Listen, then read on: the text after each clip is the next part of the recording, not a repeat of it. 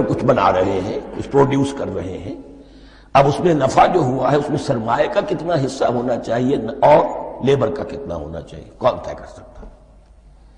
اس کے لیے بھی کہ ایسا نہ ہو کہ سرمایہ داری جو ہے آکاش بیل بن کر پورے معاشرے پر چھا جائے اور غریب بیچارہ، مزدور بیچارہ، کاشتکار بیچارہ وہ گویا کہ چکی کے دو پارٹوں میں پس کر رہ جائے، اس کی کوئی حیثیت نہ رہ جائے۔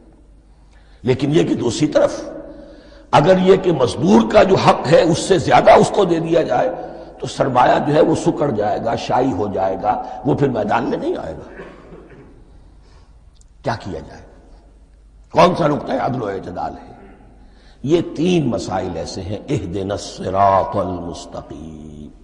تو یوں سمجھیے کہ ایک جو بنیادی ہدایت تھی، ایک اللہ کو پہچان لینا، یہ جان لینا کہ کل حسن و جمال اور تمام انعام و اکرام کا منبع اس کی ذات ہے۔